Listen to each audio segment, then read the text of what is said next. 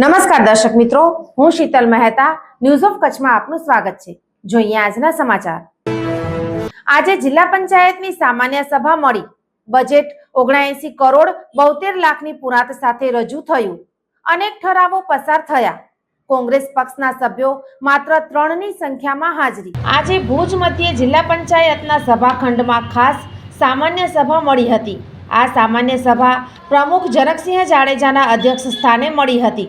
સભામાં જિલ્લા વિકાસ અધિકારી ઉત્સવ ગૌતમ, IAS સચિત સાથે નાયબ જિલ્લા વિકાસ અધિકારી શ્રીઓ ઉપસ્થિત રહ્યા હતા। સમગ્ર સભાનું સંચાલન CR પ્રજાપતિ, નાયબ જિલ્લા વિકાસ અધિકારીએ કર્યું હતું। આ સભામાં જિલ્લા પંચાયતમાં ચૂંટાયેલ સભ્યો ઉપસ્થિત રહ્યા હતા અને કોંગ્રેસ પાર્ટીના 3 સદસ્યો ઉપસ્થિત રહ્યા હતા અને જિલ્લા પંચાયતની વિવિધ શાખાના સભ્યોએ હાજરી આપી હતી। કાર્યસૂચિ બાદ પ્રમુખ સ્થાનેથી એક રાષ્ટ્ર એક ચૂંટણીના સમર્થનમાં ઠરાવ કરાયો હતો। ભંડોળ વાપરવા માટેની સત્તા અંગે ઠરાવ થયો હતો। કચ્છ જિલ્લામાં 4100 શિક્ષકોની જિલ્લા બહાર બદલી ન કરવાની શરતે શિક્ષણ વિભાગે કચ્છનો અવાજ સાંભળી નિર્ણય કર્યો। તે માટે MP, MLA, મુખ્યમંત્રી અને બંને શિક્ષણ મંત્રી તથા મીડિયા માટે આભારનો ઠરાવ કરાયો હતો। મેઘપર બોરીચી હવે ગાંધીધામ મહાનગરપાલિકા હેઠળ આવતા PHCનું સ્થાન બદલી વરસામેડી લઈ જવાનો ઠરાવ થયો હતો અને જિલ્લા પંચાયતના પ્રમુખ, DDO અને ક્લાસ 1 થી 3ના કર્મચારીઓના ક્વાર્ટર્સ બનાવવા, રિપેર કરવા ઠરાવો થયા હતા। સભા બાદ પ્રમુખ જનકસિંહ જાડેજાએ જણાવ્યું કે સામાન્ય સભાનું આયોજન કરવામાં આવ્યું, જેમાં ગત સામાન્ય સભાની કાર્યવાહીની નોંધની બહાલી આપવામાં આવી। અગાઉની સામાન્ય સભામાં લીધેલા નિર્ણયો પર લીધેલા પગલાંનો અહેવાલ રજૂ કરવામાં આવ્યો। જિલ્લા પંચાયત કચ્છનું 2024-25નું સુધારેલ અંદાજપત્ર તથા વર્ષ 2025-26ના અંદાજપત્રને મંજૂર કરવામાં આવ્યું। મહાત્મા ગાંધી રાષ્ટ્રીય ગ્રામીણ રોજગાર બાંહેધરી યોજનાના વર્ષ 2025ના લેબર બજેટ મંજૂર કરવામાં આવ્યું। સ્ટેમ્પ ડ્યુટી અને રોયલ્ટી અંતર્ગત મંજૂર થયેલા કામોમાં સૂચિત ફેરફારોને બહાલી આપવામાં આવી।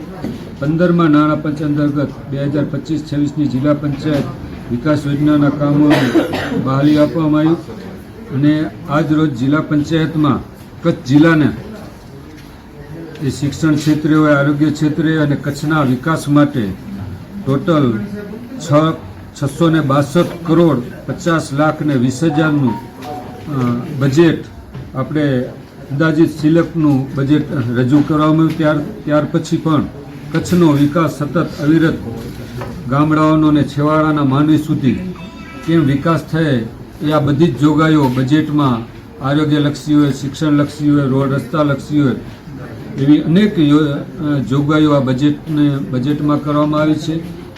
તદુપરાંત અધ્યક્ષ સ્થાનેથી સૌપ્રથમ તો હું ગુજરાત સરકારના મુખ્યમંત્રી શ્રી ભૂપેન્દ્રભાઈ પટેલ સાહેબ અને બંને શિક્ષણ મંત્રીઓનો હૃદયપૂર્વકથી કચ્છ જિલ્લા પંચાયત વતી આભાર માનું છું કે અમારો જે પ્રશ્ન આજ વર્ષોથી જે પ્રાણ પ્રશ્ન કચ્છ જિલ્લાનો હતો શિક્ષણ ઘટની, 1-2 વાર અમારે ત્યાં ગાંધીનગર પણ રૂબરૂ મુખ્યમંત્રી સાથે પણ મેં રજૂઆત કરેલ। ત્યાર ઉપરાંત આપણે કચ્છમાં જ્યારે પણ 2 વાર મુખ્યમંત્રી ભૂપેન્દ્રભાઈ પટેલ જ્યારે કચ્છ પધાર્યા ત્યારે પણ આપણા સાંસદ શ્રી, સંગઠનના પ્રમુખશ્રી અને બધા ધારાસભ્યો શ્રીને સાથે રાખી અમે જે રજૂઆત કરી હતી શિક્ષણ ઘટની, એનો ઐતિહાસિક નિર્ણય કે જ્યાં અહીં જ ભરતી થશે અને અહીંયા જ નિવૃત્તિ થશે, એટલે કાયમી જે આપણો પ્રાણ પ્રશ્ન જે કચ્છનો હતો શિક્ષણનો, એ પ્રશ્ન કાયમ માટે હલ થયો। એના માટે ગુજરાત સરકારનો અને સહભાગી જે પણ થયા છે આના અંદર એવા પત્રકાર મિત્રોનો પણ હું અહીંથી આભાર માનું છું।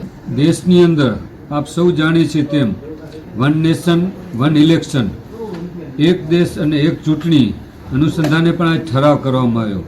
જેમાં આપ સૌ જાણો છો એવી રીતે વારંવાર થતા ખર્ચને આપણે અટકાવી શકશું, સમયનો બચત થઈ શકશે, કર્મચારીઓ અને અધિકારીઓને પણ વારંવાર ચૂંટણી પંચની કાર્ય કરવામાં જે તકલીફ પડતી હતી, વિકાસના કાર્યોમાં પણ વારંવાર તકલીફ થતી હતી, આ 1 નેશન 1 ઇલેક્શનના કારણે આ બધા જ પ્રશ્નનો હલ થશે અને જરૂર એ સૂચન આપણે કરવું જોઈએ અને કેન્દ્ર સરકારે વિચારીને આ નિર્ણય લેવો જ જોઈએ। લેબર માટે પણ અહીંયા જે પણ જોગવાઈ છે બજેટની અંદર વિવિધ લેબરો માટે જોગવાઈ છે, છેવાડાના માનવી માટે જોગવાઈ છે, આરોગ્ય, શિક્ષણ, જે પણ જિલ્લા પંચાયત હસ્તક આવતા હોય એ બધી જ આના અંદર જોગવાઈ કરી છે અને એને બધાને પ્રાધાન્ય આપી અને વધુને વધુ કચ્છનો કેવી રીતે વિકાસ થઈ શકે, છેવાડાના માણસ સુધી આપણે કેવી રીતે પહોંચી શકીએ એને પ્રાધાન્ય આપવામાં. કેટલા આપણે નવા ક્વાર્ટર્સ બાંધી રહ્યા છે અને કેટલા કરોડનો ખર્ચ? નહીં, અંદાજિત ખર્ચ હજી એ તો એસ્ટિમેટ થાય પછી જ ખ્યાલ પડશે, પણ અત્યારે આ બધા ક્વાર્ટરો જે જર્જરિત હાલતમાં છે, પ્રમુખશ્રીના ક્વાર્ટર પર જર્જરિત હાલતમાં છે, જિલ્લા વિકાસ અધિકારીનું પણ જર્જરિત હાલતમાં છે અને 1, 2, 3, 4 વર્ગના કર્મચારીનું પણ આપણે પ્રાધાન્ય આપ્યું છે અને સરકારશ્રીમાં રજૂઆત કરશું. ત્યાર પછી એની જે દરખાસ્ત થશે એ પ્રમાણે બજેટ સરકારશ્રી આપશે. સોફ Kutch power by Opal electronics, LG best shop, Vijaynagar road Bhuj, Rambagh road Adipur. Power by KC jewellers, latest fashion ડિઝાઇનના ઓર્નામેન્ટ્સનો વિશ્વાસપાત્ર શોરૂમ, હોસ્પિટલ રોડ ભુજ. દર્શક મિત્રો, આજે તારીખ 19 માર્ચ 2025 આ હતા આજના સમાચાર. આવતીકાલે ફરી મળીશું. ત્યાં સુધી મને રજા આપશો. નમસ્કાર.